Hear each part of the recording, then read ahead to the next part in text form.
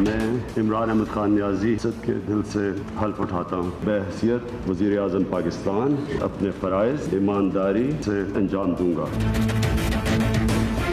2 साल में नालायक नाअहल चोर हुकूमती टोला ने झूठ बोलने का रिकॉर्ड कायम किया। ऑपोजिशन के लिए बुरी खबर ये है, कप्तान जो है ना वो क्रीज पे सेटल हो गए हैं, लंबी और प्रोडक्टिव इनिंग्स खेलने के लिए तैयार है। सुनामी आई है तो तबाही लेकर आई है, तब्दीली भी तबाही लेके आई है। नून लीग का और पीपल्स पार्टी का रोमांस हो ही नहीं सकता।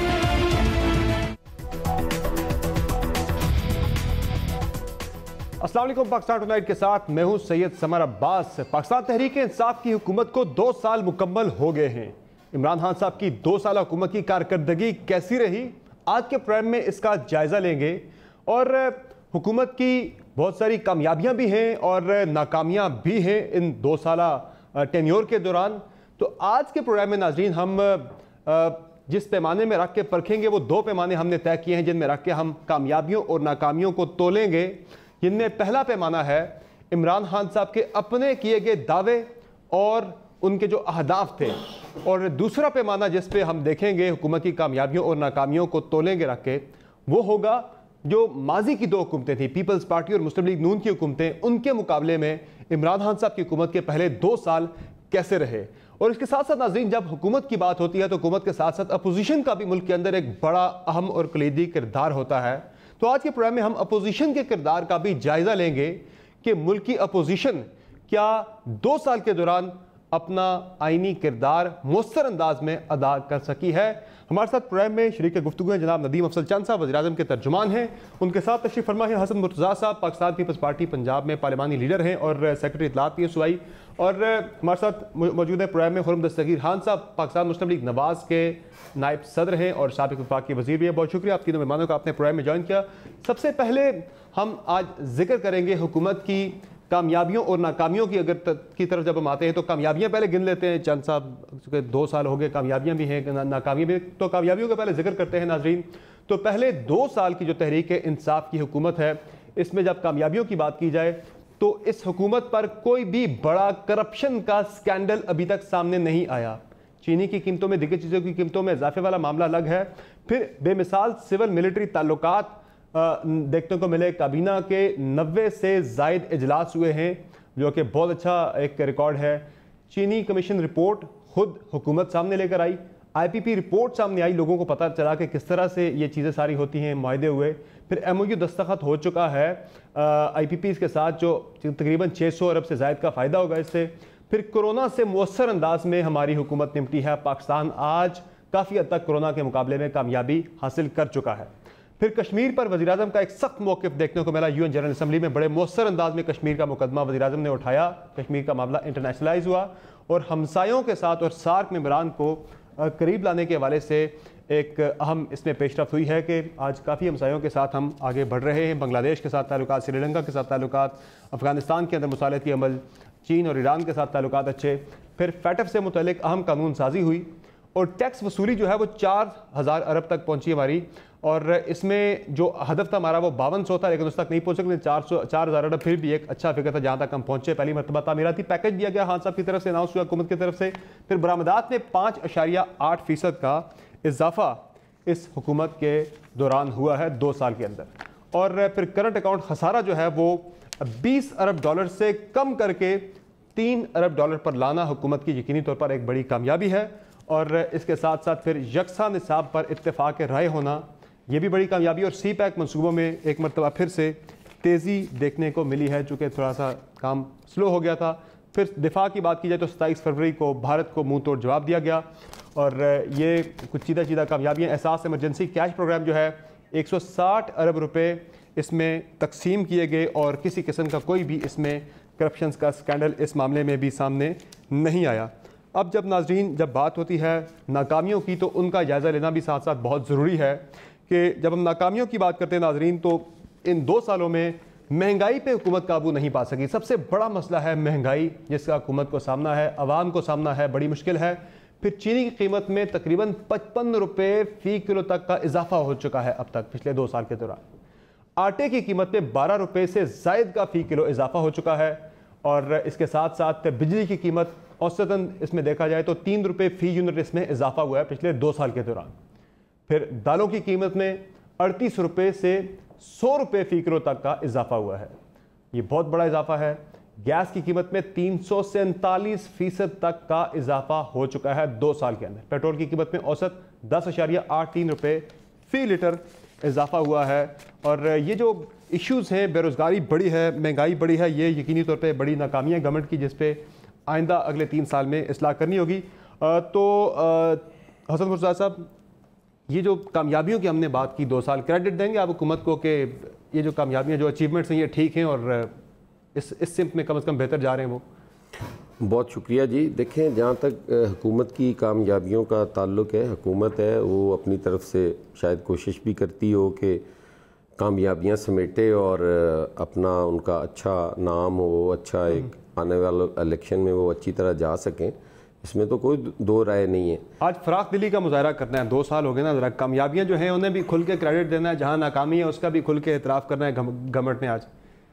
देखिए जी, जहाँ तक ताल्लुक़ है उसकी नाकामियों का, जी, तो कामयाबी पे आपने बात ही नहीं की। मेरे बड़े मोहतरम है चंद साहब जी, वो बैठे हैं, वो खुद इस बात का, उनके हलके के अंदर भी जो महंगाई की रेशो है और जो आपने जिस तरह फरमाया इंट्रो में कि कोई बड़ा स्कैंडल नहीं आया, कोई छोटा स्कैंडल नहीं आया करप्शन का, तो करप्शन के हवाले से भी वो ज़्यादा बेहतर जानते हैं कि सबसे बड़ी करप्शन ही ये है कि महंगाई है और आवाम पिस रही है और हुक्मरान कह रहे हैं जी कि कोई फ़र्क नहीं पड़ता, इंशाल्लाह ताला ठीक हो जाएगा। दवाइयों के स्कैंडल भी आए, आटे का स्कैंडल भी आया, चीनी का स्कैंडल भी आया, और वो सिर्फ स्कैंडल कीमतें बढ़ने का नहीं था, वो जो एक्सपोर्ट की गई गंदम और फिर इंपोर्ट की गई, फिर चीनी का भी इसी तरह हुआ। ये ज़रूरी मुल्क है, इसकी एग्रो बेस्ड इकॉनमी है और इसमें आज हम आटे से तंग हैं। हमारे से 1400 रुपये मन गंदम ली थी, आज हमें 3000 रुपये मन मिल रही है। सही, इसको आप करप्शन नहीं कहेंगे, ये उनकी गलत पॉलिसियों का नतीजा नहीं है। इसी तरह चीनी देख लें आप, हमसे जब गन्ना ख़रीदते हैं तो उस वक्त रेट जो है वो 180 रुपये होता है और चीनी जो है 40-45 रुपये की होती है। ठीक है, रेट गन्ने का वही रह जाता है और चीनी 100 रुपये 110 रुपये की हो जाती है। तो ये क्या है? करप्शन नहीं है ये। चले, मैं सिर्फ आता हूँ दोबारा शाह साहब, खुर्रम दस्तगीर खान साहब, जब आप कामयाबियों और नाकामियों को जब आप एक पैमाने में रख के तोलते हैं तो पलड़ा आपने तो ज़ाहिर नाकामियों का ज़्यादा आपने भारी रखना है। अगर परसेंटेज में देखा जाए, 100 के अंदर से नंबर दिए जाएँ, 60-40, कहाँ आप इसको रखेंगे, रेशो का रखेंगे कामयाबी और नाकामियों की, जरा फराख दिली के साथ? जाहिल को अगर जहल का इनाम दिया जाए, इस हादसा वक्त को क्या नाम दिया जाए? 5 इस हुकूमत की खसूसियात हैं। ये पाकिस्तान की तारीख की माफिया तरीन, नालायक तरीन, करप्ट तरीन, फॉशिस्ट तरीन और गुलाम तरीन हुकूमत है। इन 5 पॉइंट्स में मैं तफसीली बात करना चाहूंगा, लेकिन जो बात मुर्तज़ा साहब ने की कि इस किस्म की कातिल महंगाई हमने अपनी जिंदगी में नहीं देखी। जिस दिन मुस्लिम लीग नून की हुकूमत खत्म हुई 31 मई 2018 को, पाकिस्तान में फूड इन्फ्लेशन, अशियाए खुर्दोनोश की महंगाई 1% थी। ये इस हुकूमत के दौर में 24% तक गई है पाकिस्तान के देहाती इलाकों में, और अवाम का गला काट दिया है। क्योंकि आपने तो कहा ना जी, चीनी की कीमत में 55 रुपए इजाफा हुआ है। 55 रुपए इजाफे का मतलब है कि चीनी की कीमत 2 साल में दोगुनी हुई। बिल्कुल। आटे की कीमत 2 साल में दोगुनी हुई। हर चीज की कीमत जो है, दाल मूंग आज मैं देख रहा था, वो 114 से 230 रुपए हुई, दुगनी हुई।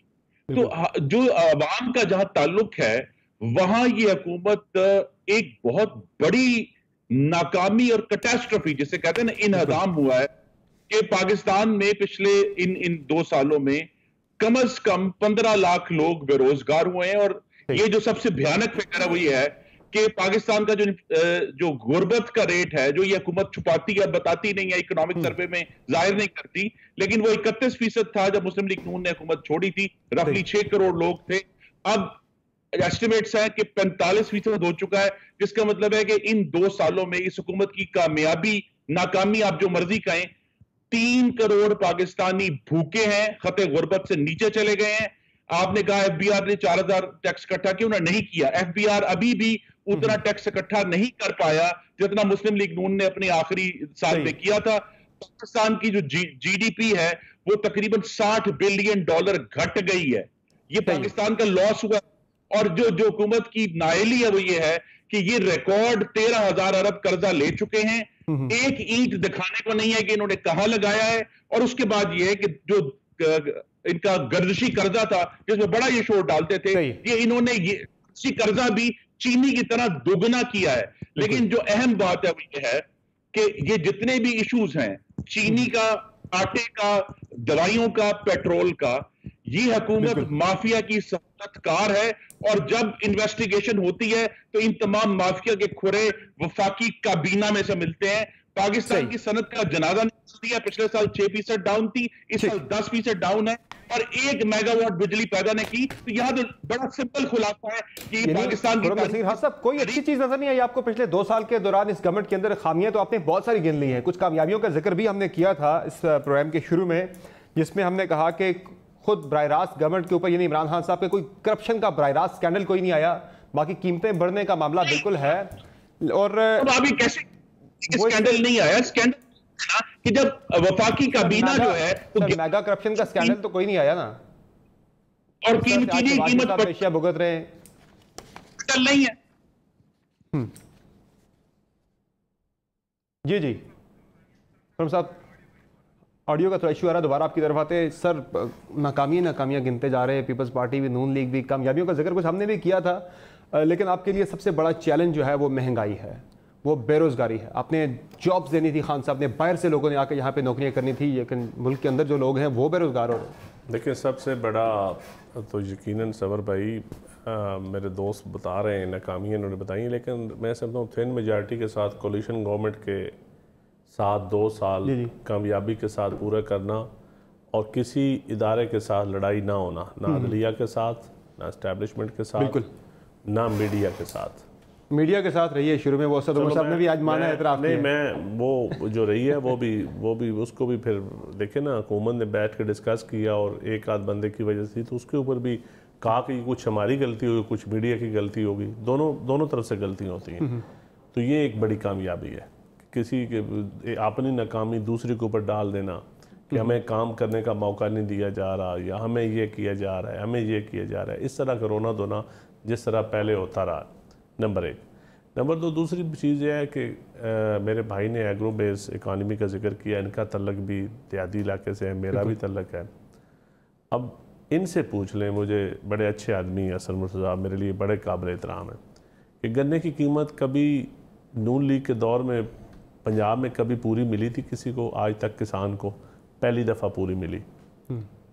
और इससे पहले जितने माफियाज का इन्होंने जिक्र किया है, शुगर माफियाज ले लें, पोल्ट्री माफियाज ले लें, अब तो हमारा ये हर माफियाज लाहौर LDA से शुरू होकर तो कहाँ तक उस माफियाज की कड़ियाँ जोड़ लें, एक एक माफिया का चाक आउट पे बनाएं और उस माफियाज का किसके साथ, पॉलिटिकल एलीट के साथ, ब्यूरोक्रेटिक एलीट के साथ, रूलिंग क्लब के साथ, किसके साथ तल्लक है? वो कुछ पॉलिटिकल एलीट साथ भी बैठी है। मैं कहता हूँ जिधर भी बैठी है वो गलत है, जिसके साथ भी तल्लक है। मैं ये तो नहीं कह रहा कि जिसने भी खून चूसा है रियासत के बलबोते पे बिजनेस करके अवाम का खून चूसा है, वो किसी भी पार्टी में हो, उसका एक चार्ट आप बनाएं तो आप देख लें कि माफिया ज़्यादा किधर हैं।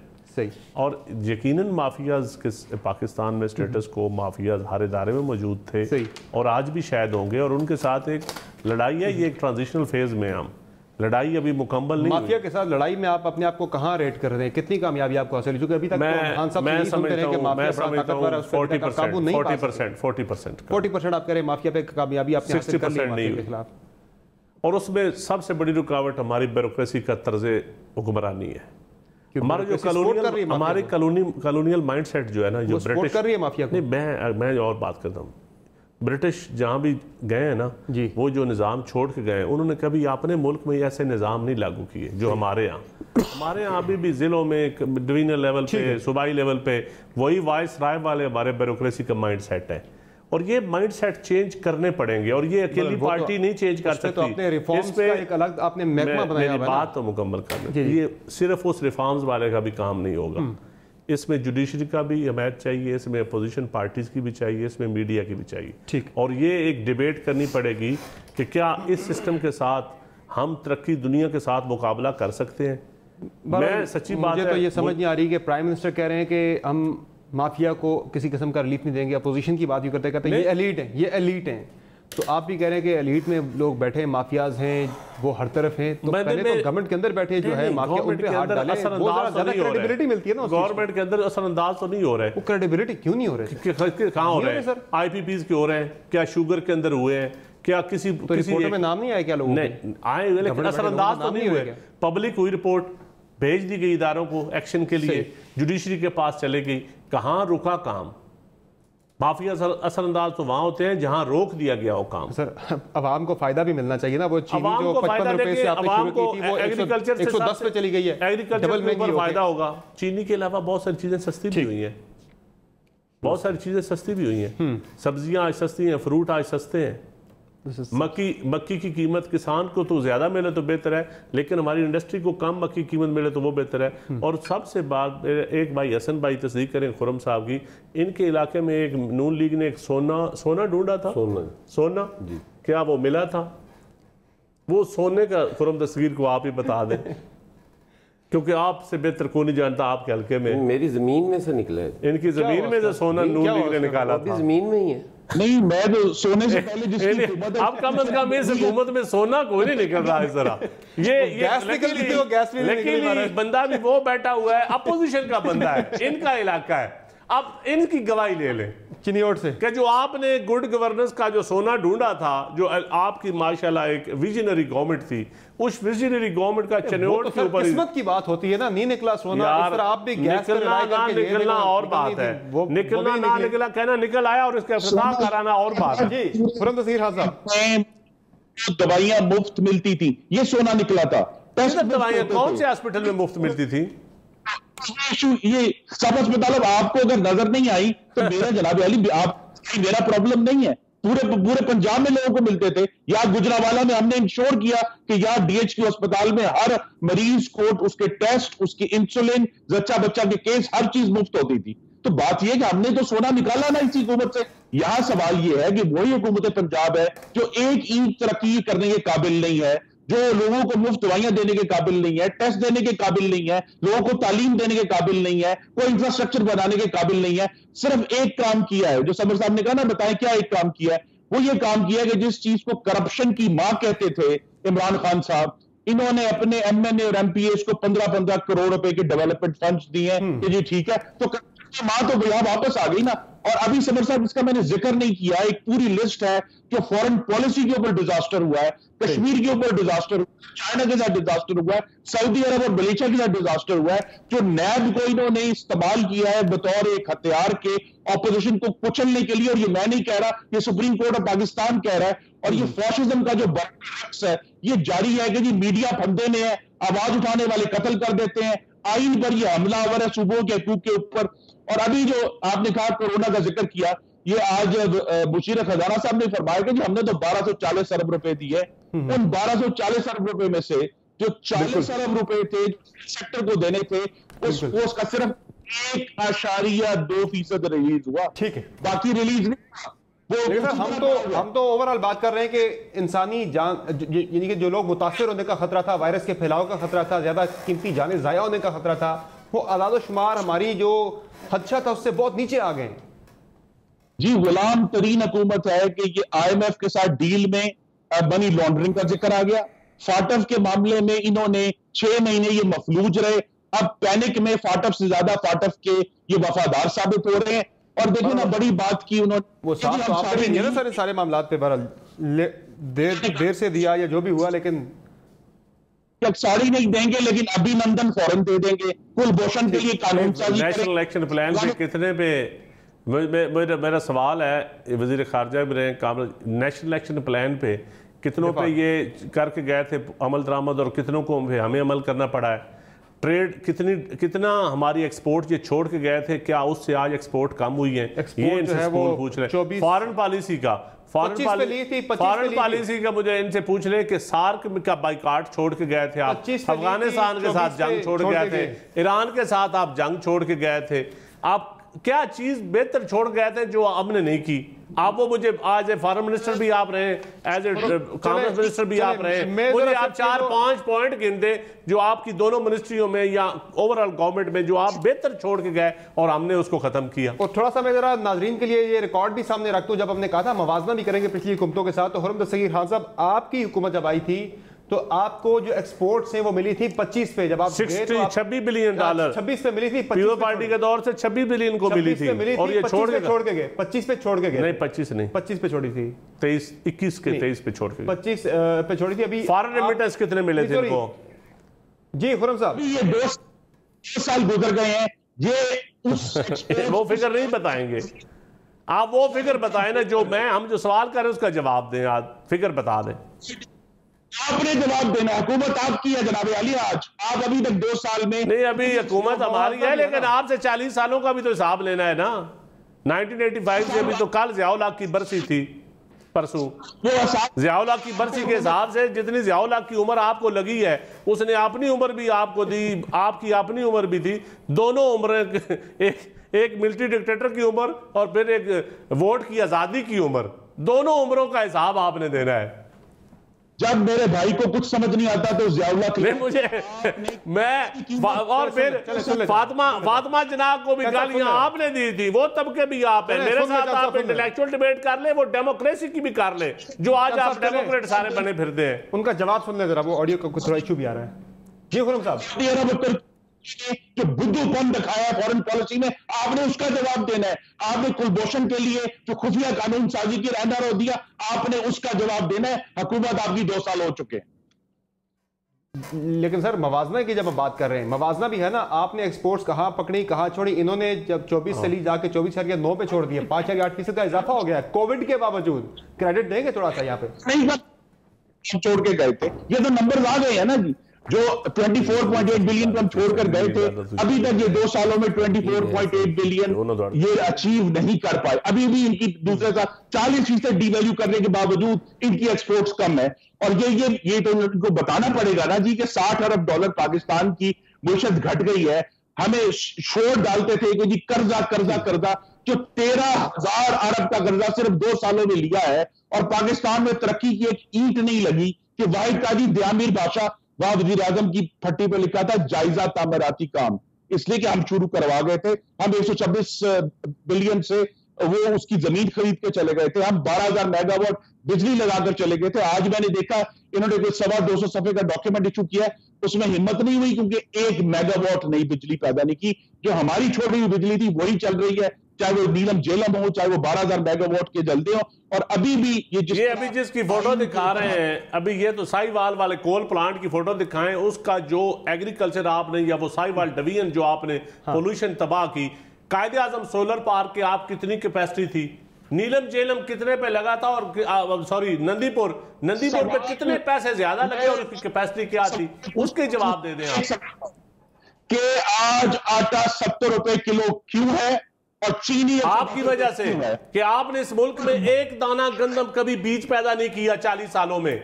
आप किसान ज़राअत के तो आप दुश्मन थे, रिसर्च के ऊपर कोई काम नहीं किया, मेट्रो बना दी, एक बीज तैयार नहीं किया गंदम का। मुझे एक बीज का नाम बता दे जो आपने 3 दफा वजीर आजम आप रहे हैं, 5 दफा वजीर आला रहे हैं, एक बीज मुझे गंदम का अपना बीज बता दे। मैं चैलेंज करता हूं जो आपके दौर में तैयार हुआ।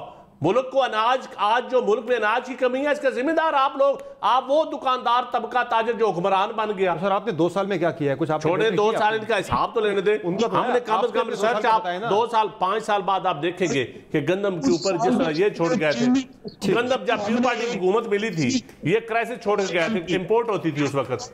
चलो ठीक है, उसके बाद एक्सपोर्ट हुआ। चले मुझे ब्रेक के बाद अगर मैं आपकी तरफ आ जाऊँ, नाज़रीन एक ब्रेक लेते हैं, ब्रेक से वापस आएंगे तो खुर्रम साहब का जवाब भी लेंगे और हम फिर हसन मुर्तज़ा साहब से भी जानेंगे। ये जो एग्रीकल्चर से मुतालिक बात हो रही है, जो कि पंजाब से इनका ताल्लुक है, ज़रा उस पर इनका जवाब भी लेंगे। हमारे साथ रहेगा।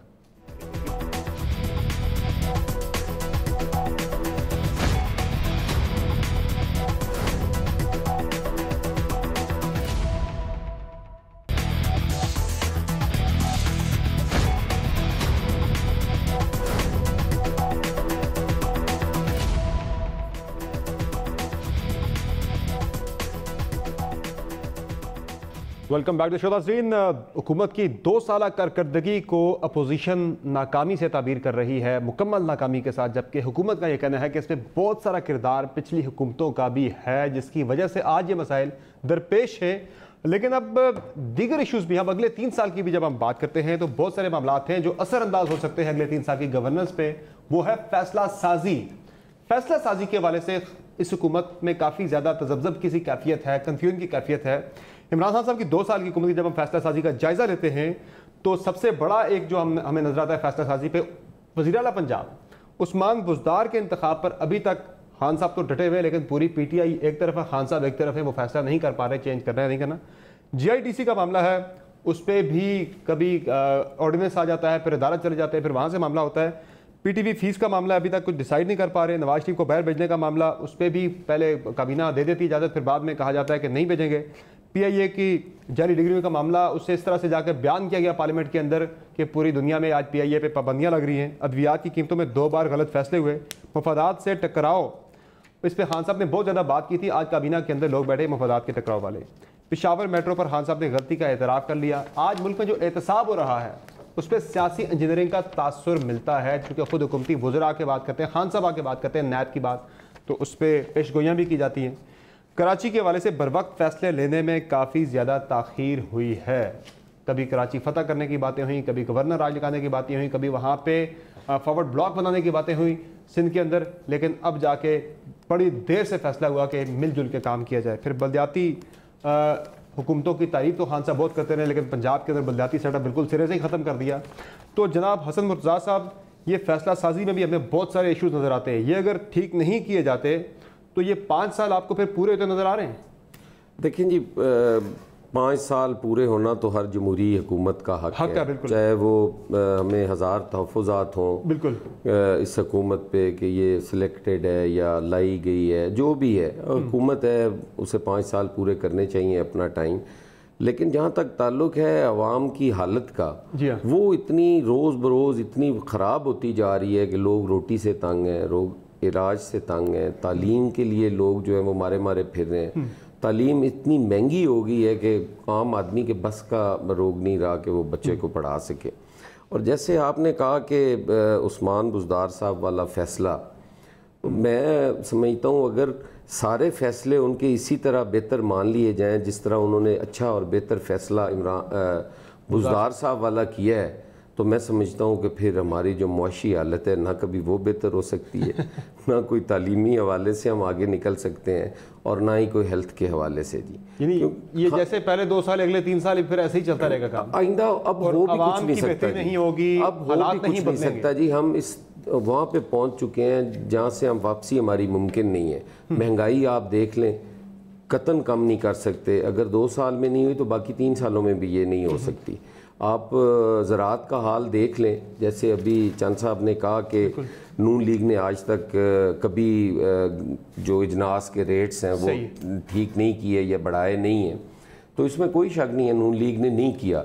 लेकिन पीपल्स पार्टी ने हमेशा अपने एग्रीकल्चर को बेहतर किया। जब हम आए थे 2008 में, तो उस वक्त भी मुल्क में गंदम का कैद था, उस वक्त भी हम चीनी इंपोर्ट कर रहे थे। भी हाथ से गया कुछ नहीं है, 2 साल है गुजरे हैं, 3 साल अभी कर नहीं ना सकते जी। अगर आपकी टीम बुज़दार साहब जैसी होगी तो फिर आप डिलीवर नहीं कर सकते। टीम का मसला आपको नजर आ रहा है। खान साहब की विल पे तो आपको भी शक नहीं है? नहीं, खान साहब की विल तो तब हो ना, अगर उनकी विल हो तो फिर बुज़दार वाला फैसला ना हो। उनकी विल है ही नहीं है।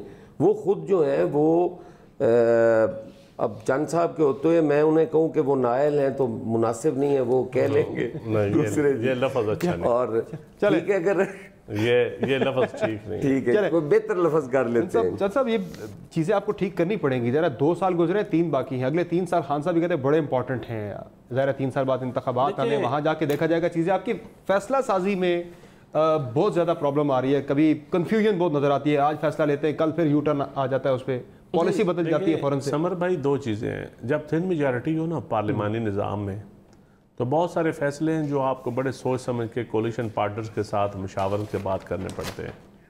जब 2/3 मेजॉरिटी हो या मेजॉरिटी आपकी बड़ी क्लियर हो तो फिर और सूरत हाल हो। सर ये फैसले तो जो सारे काबीना के अंदर होते हैं, ये पार्लियामेंट के अंदर से तो होने वाली कोई चीज़ नहीं है, सारी जो मैंने गिनी है अभी तक। आप देख लें, आप ये देखें कि जितना कंसल्टेटिव प्रोसेस के जरिए कैबिनेट मीटिंग की जितनी मीटिंग्स हुई हैं, जितनी कभी हुई हैं, बहुत खुशाइंद है, बहुत अच्छी है कि 90 से ज़्यादा कैबिनेट मीटिंग हुई। एक गवर्नमेंट्स के फैसले 104 हफ्तों में, हर फैसला छोटे से छोटा फैसला, बड़े से बड़ा कैबिनेट में कंसल्टेटिव प्रोसेस, जहाँ 50-60 बंदे, उसके बाद डिपार्टमेंट से एक समरी, पूरा एक सिस्टम बनाया। उसके बाद अब अगला जो चैलेंज है ना, असल में चैलेंज है जुडिशल रिफॉर्म्स का, ताकि लोगों को, आम लोगों को इंसाफ मिले। जो हमारे लिए अगले साल में चैलेंज है, लोकल गवर्नमेंट के इलेक्शन करवाना और local government system in place करना ग्राउंड पे, बिल्कुल, क्योंकि इससे पहले कभी कोई आइडियल सिस्टम तो देखे नहीं गए, क्योंकि आप जो था वो भी खत्म कर दिया ना। नहीं, जो था वो बिल्कुल सिस्टम खत्म करने के काबिल था, वो कुछ भी नहीं था। ये मेरे भाई पंजाब से बैठे हुए हैं, इतना टाइम क्यों लग रहा है? सिंध में भी वो कोई आइडियल सिस्टम नहीं, इतना टाइम क्यों लग रहा है आपको? गलत हो रहा है, मैं मानता हूँ, मैं तस्लीम करता हूँ, लेकिन अभी कोविड की वजह से लेट हुआ, उससे पहले भी लेट था। और उससे पहले कंसेंसस डेवलप करना था कोalition पार्टनर्स के साथ, हमने एक नया सिस्टम लाना है ना, सिस्टम में चेंज करनी थी। अब इलेक्शन होंगे, ये चैलेंज है हमारे लिए। आपको अभी तक महंगाई आ रही, निजकारी करनी है इदारों की, नहीं करनी है? निजकारी देखें, जो इदारे लॉसेज में करनी है, जो इदारे लॉसेज में है उनकी हम निजकारी करने जा रहे हैं, और जो इदारे जिनसे मुल्क को फायदा होगा निजकारी करने में, वो यकीनन निजकारी करेंगे। लेकिन ऐसे नहीं करेंगे जिस तरह पिछले दौर में दोस्तों को मिलने बेची गई। आप देख लें, आप निजकारी के ऊपर एक डिटेल एक प्रोग्राम करें ना, कितने इदारे दोस्तों को बेचे गए, क्रोनीज को बेचे गए। इस मुल्क के साथ जो खिलवाड़ हुआ है ना, वो इदारे बेचने वाले हैं। तौर पर इल्जाम लग रहा है कि ये काम आपकी गवर्नमेंट में भी नहीं, अगर हमारी गवर्नमेंट किसी दोस्त को देगी तो गलत होगा, मैं बिल्कुल कहूंगा गलत होगा, लेकिन ऐसी कोई बात ही नहीं है देने वाली। और इसके अलावा जो इदारों का खसारा है वो तकरीबन 1051 अरब हर साल का है। गर्दिशी कर्जे जो आपके हैं वो 1200 से बढ़ के 2200 अरब पे चले गए।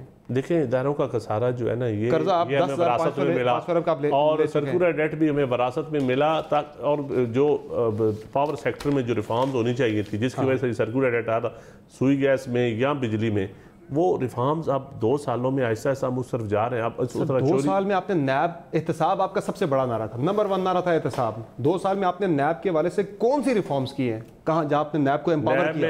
एम्पावर करने के लिए नैब नहीं, नैब में रिफॉर्म्स अपोजिशन के बगैर हो सकती हैं, हुकूमत अकेली कर सकती है। कर सकते हैं आप? नहीं हो सकती। बिल्कुल कर सकते हैं। हुकूमत नैब में रिफॉर्म नहीं हो सकती। के लिए आप ऑर्डिनेंस ले आए थे ना।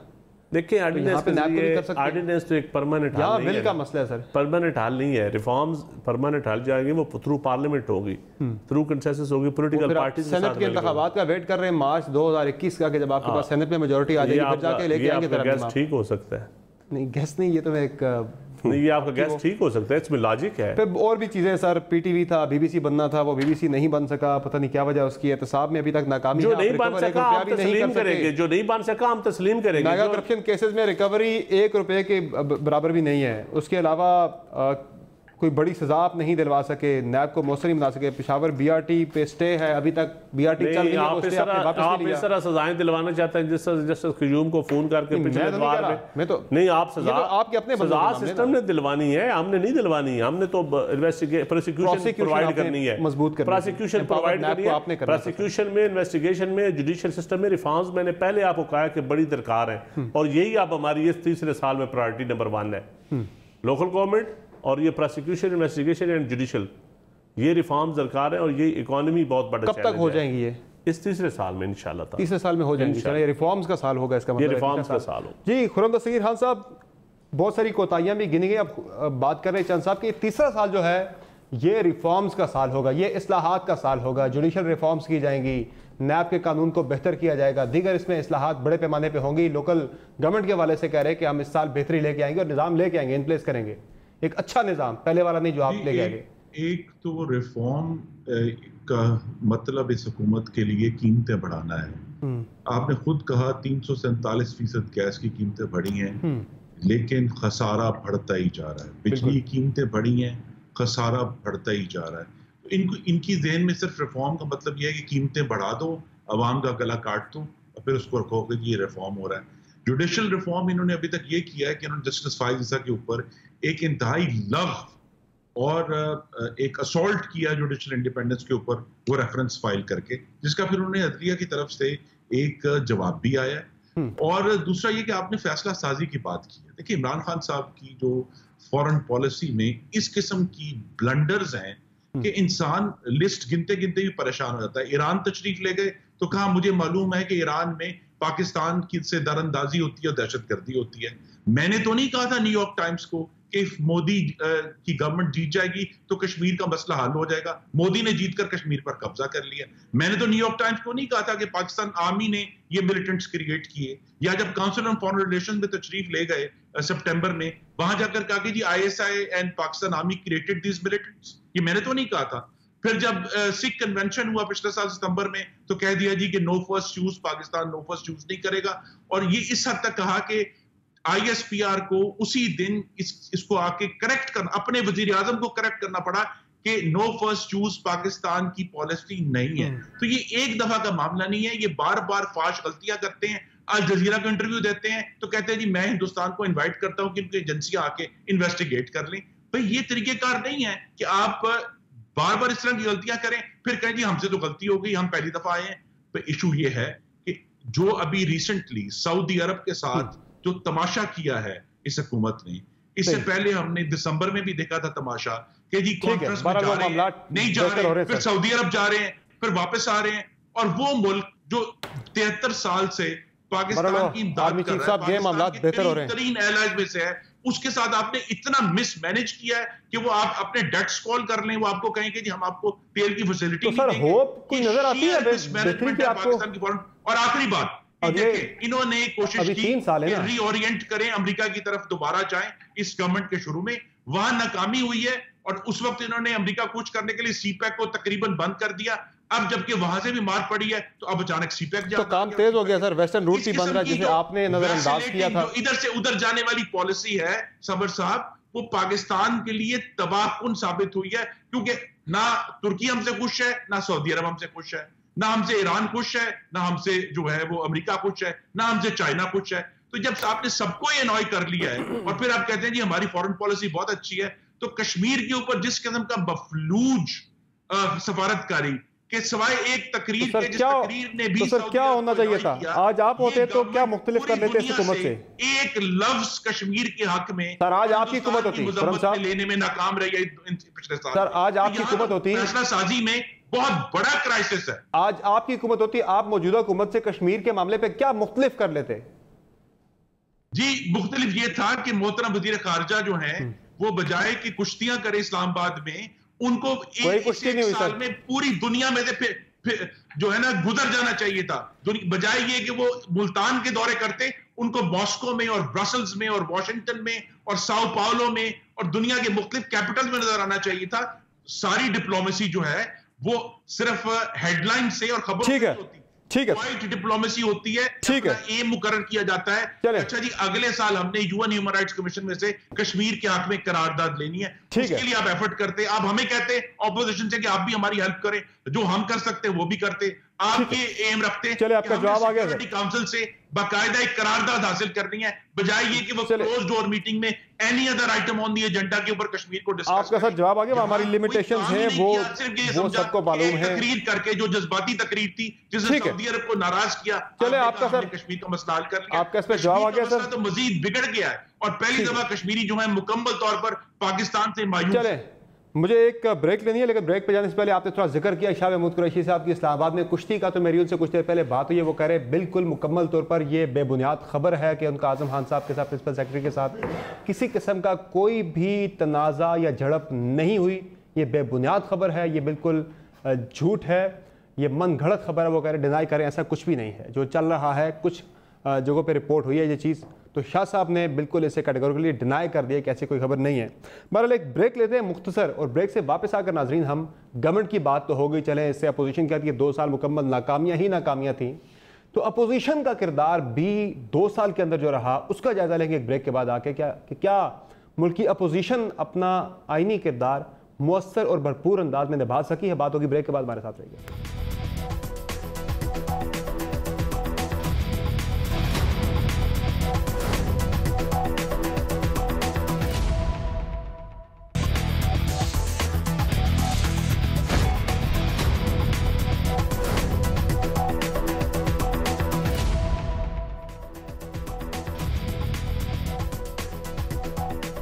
वेलकम बैक दर्शक। ब्रेक से पहले हमने पिछले 2 सेगमेंट्स में हुकूमत की 2 साल कारकर्दगी का जायजा लिया। अब कुछ अपोजिशन की कारकर्दगी का जायजा ले लेते हैं, चूँकि उनका किरदार भी उतना ही इंपॉर्टेंट है जितना गवर्नमेंट का।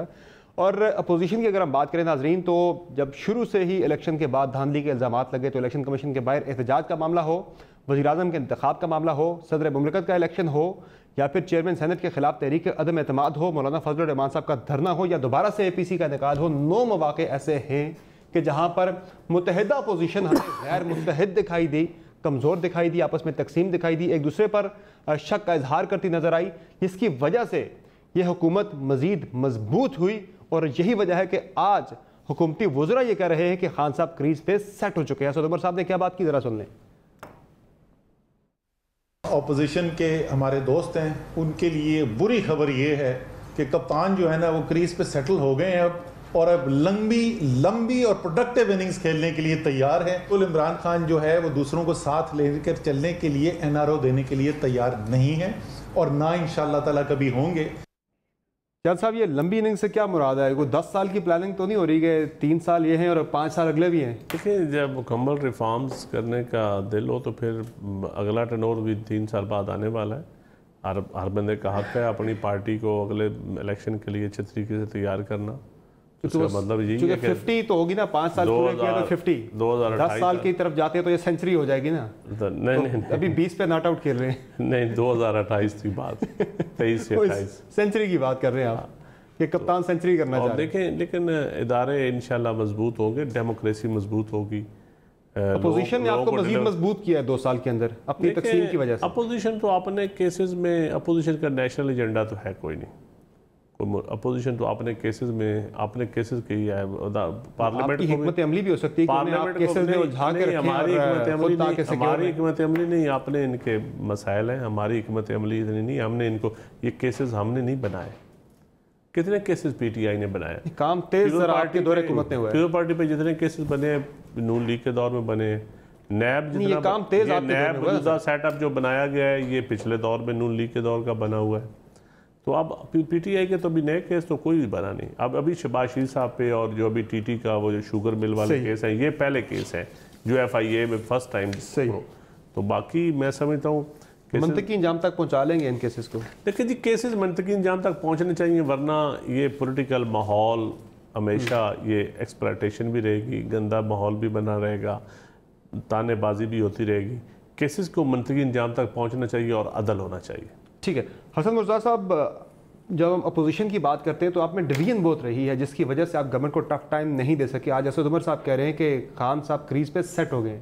वो क्रिकेटिंग लैंग्वेज में बात करें तो शुरू के ओवर ज़रा मुश्किल होते हैं, वहाँ बाउंस भी होती है, यॉर्कर भी मारते हैं आप, स्विंग भी होती है, वो आपने टाइम मिस कर दिया है, वो सेटल हो रहे हैं क्रीज के ऊपर। यहाँ काम थोड़ा सा उल्टा है जी। यहाँ यॉर्कर और बाउंसर और ये सारा कुछ तो ये असद उमर साहब ही मारते रहे। ये मौसूफ आज ये जो बातें कर रहे हैं जी कि लंबी इनिंग खेलेंगे, इन्होंने कहना है जी, ये जो जितने भी आमरीत के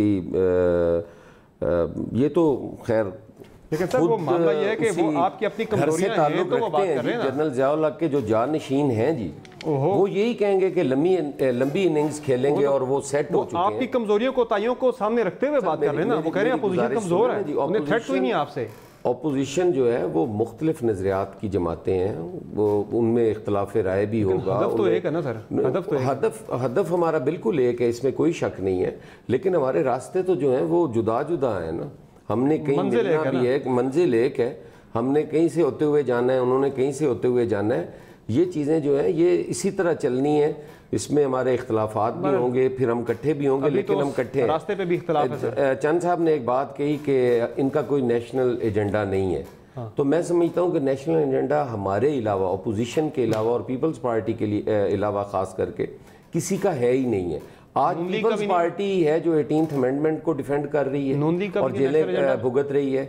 आज पीपल्स पार्टी है जो NFC को बचाने के लिए जेलें भुगत रही है। नेशनल एजेंडा तो है ही हमारा। केसेस अलग हैं, वो करप्शन के केसेस है, 18वीं तरमीम का चीजों का क्या ताल्लुक है? किसी बंदे पे इल्जाम लगा के उसकी कैरेक्टर असैसिनेशन तो नहीं कर सकते ना जी। इल्जाम लगा है, हम कोर्ट्स में भी जा रहे हैं, IOs के पास भी जा रहे हैं। इसमें तो कोई जो मैं तकसीम की बात कर रहा हूँ ना, आज मौला बख्श चांडियो साहब ने भी उसका जिक्र किया है। आप कह रहे हैं मंजिल एक है, रास्ते जुदा हैं। यहाँ रास्ते भी अलग नजर आ रहे हैं, मंजिल भी अलग नजर आ रही है। सुनाए जी मौला बख्श चांडियो साहब ने क्या बात की। नून लीग का और पीपल्स पार्टी का रोमांस हो ही नहीं सकता। अब है अपोजिशन लीडर कहीं बैठे कहीं और है। अपोजिशन लीडर को अपोजिशन लीडर का किरदार अदा करना चाहिए। पाकिस्तान के लोग चाहते हैं कि अपोजिशन नजर आए, अपोजिशन अपना अमल दिखाए। मौलाना साहब वो अकेले तौर पर चलाना चाहते थे, उन्होंने कभी दूसरी अपोजिशन पार्टियों को एतमाद में नहीं लिया कि वो करना क्या चाहते थे। ये खुरम तस्वीर हसन, ये गिले शिकवे हैं आपस के, एक दूसरे पे बदएतमादी है कि अपोजिशन एक दूसरे के साथ उलझी हुई है। मौलाना साहब आप पे एतबार नहीं कर रहे, फिर मियाँ साहब उन्हें फ़ोन करके यकीन दहानी कराते हैं कि अब टफ टाइम देंगे, लेकिन फिर जाके समझौता हो जाता है नीचे। तो ये आपस की बदएतमादी है जिसने गवर्नमेंट को मजबूत किया 2 साल के दौरान। जो असद उमर साहब बात करेंगे, कप्तान क्रीज पे सेट हो गए और अपोजिशन ने सेट करने में बड़ा अहम किरदार अदा किया है। सबर साहब, जब गेंद पुरानी होती है तो रिवर्स स्विंग करती है। अब खान साहब रिवर्स स्विंग के लिए तैयार रहें। हमें भी क्रिकेटिंग मेटाफोर्स आते हैं। जी। और दूसरी बात, अहम बात यह है कि जो 3 करोड़ पाकिस्तानी इन 2 सालों में खते गुर्बत से नीचे गए हैं, वो इंतजार नहीं करेंगे आउट होने का, वो उठाकर बाहर फेंक देंगे। ऐसी भी बात नहीं है कि जनाब आप कहें कि जी सेट हो गए। यहाँ जो 15 लाख पाकिस्तानी बेरोजगार हुआ है, जो आज भूखा सो रहा है, वो खुद उठाकर बाहर फेंक देंगे। वो आपकी तरफ देख रहे हैं, वो लोग आपकी तरफ देख रहे हैं। ऑपोजिशन में सिर्फ एक मैं कमी उसका एतराफ करूंगा, वो ये है कि वो इत्तेहाद पैदा नहीं हो सका जो होना चाहिए था। लेकिन ऑपोजिशन ने मजामत की है। यहां बात की हसन मुर्तजा साहब ने NFC अवार्ड के खिलाफ जो पहली पिटिशन की, वो मुझ नाचीज ने की थी मुस्लिम लीग नून की तरफ से। अल्लाह ताला ने हमें कामयाबी दी कि हुकूमत को जो है वो छोटे सूबों के जो हकूक थे वो गसब नहीं करने दिए, और नया NFC का नोटिफिकेशन उनको हमारी पिटिशन के नतीजे में करना पड़ गया। हमने जहां जहां भी इन्होंने कोशिश की है कि ड्रैकोनियन और डिक्टेटराना कानून साजी की जाए, हम सब ने मिलकर, तमाम अपोजिशन ने उनकी मजामत की है, तमाम कवानीन को आने से रोका है, क्योंकि मालूम है कि ये पास नहीं हो सकते। हमने मजामत की है, हमने मुख्तलिफ प्रोटेस्ट किए। इशू सिर्फ ये है कि अगर सिर्फ अपोजिशन का मतलब ये है कि कंटेनर पे खड़े होकर गालियां निकाले और लोगों का ठट्टा उड़ाएं, ये काम हम नहीं करेंगे। लेकिन इस फॉशिस्ट हुकूमत के खिलाफ भरपूर मुजामत जारी रखेंगे जब तक इस मुल्क में साफ, शफाफ और मुदाखलत से पाक इंतखाबात नहीं हो जाते। 1 मिनट सर, देखिए उसमें करने को आप ये भी कर सकते हैं कि आज का दिन है, 2 साल हुकूमत को हो गए हैं। आज कोई नून लीग को या पीपल्स पार्टी को व्हाइट पेपर लाना चाहिए था हुकूमत की 2 साल कारकर्दगी पर। इलेक्शन में धांधली का आपने बहुत ज्यादा शोर मचाया, इंतखाबी धांधली के ऊपर भी किसी किस्म का कोई व्हाइट पेपर अभी तक सामने नहीं आया। ये वो सारी चीजें हैं चंद घंटे रह गए हैं, चंद घंटे रह गए। मुस्लिम लीग नून का व्हाइट पेपर कल एक बड़ी प्रेस कॉन्फ्रेंस में रिलीज होगा इंशाल्लाह। अच्छा, 2 साल बाद व्हाइट पेपर ला रहे हैं आप फिर? जी, उसमें और बहुत बड़ा हिस्सा उसमें फॉरेन पॉलिसी का है। इनकी जो ये माफिया दोस्त हुकूमत है, माफिया को सहूलतकार वाली, उसका हिस्सा है। और बहुत बड़ा हिस्सा जो है ऑफ कोर्स वो इकोनॉमी का लेके आ रहे हैं, या मुल्क में करप्शन का बेड़ा गर्क किया है, लोगों को भूखा किया है, उसकी एक एक चीज को बेनकाब कल करेंगे इंशाल्लाह। ये कौन लेके आ रहा है? शहबाज शरीफ साहब लेके आ रहे हैं? जी, उम्मीद तो यह है, यही है, प्लानिंग तो यही हो रही है। ठीक है, आप भी नाइब सर, आपको भी उम्मीद ही है, तो आवाम को भी इसी तरह से उम्मीद ही है सर। हुकूमत 12 अगस्त 2023 हुकूमत का लास्ट डे होगा, जाएंगे वहां तक, मुद्दत पूरी करेगी इंशाल्लाह। आप सर? लगता तो नहीं है जी, ये अपने वजन से गिर जाएंगे जी। जी खुरम साहब, आपकी क्या राय है? 12 अगस्त 2023 लास्ट डे गवर्नमेंट का, मुद्दत पूरी करेंगे वहां तक? आपको लग रहा है हालात 1 जनवरी 2021 पहुंचना मुश्किल लग रहा है? कैसे 21 कैसे सर? जी, जिस किस्म हजारों ख्वाहिशें ऐसी कि हर ख्वाहिश पे दम निकले। ख्वाहिशें की बात नहीं है। जब 2 सालों में हजारों ख्वाहिशें ऐसी कि हर ख्वाहिश 20% नीचे गिर जाए, जब सर आपकी APC होनी थी, वो तो हो नहीं पा रही। आप लोग इतनी जल्दी ये पिकअप नहीं होगा। जब पिकअप नहीं होगा तो कसाद बाजारी बढ़ेगी, भूख बढ़ेगी, बेचैनी बढ़ेगी, और ये इसका वाहिद हल ये रह जाएगा कि इस मुल्क में साफ, शफाफ और मुदाखलत से पाक। बहुत शुक्रिया आप तीनों मेहमानों का, आपने प्रोग्राम में अपना कीमती वक्त दिया। नाज़रीन, आज के शो में इतना ही। 2 साल हुकूमत की कारकर्दगी कैसी रही, आप भी बेहतरीन जाइए, अपनी फीडबैक में हमें अपनी राय से आगाह कीजिएगा कि आपको 2 साल कारकर्दगी कैसी लगी। इजाज़त दीजिए, अल्लाह।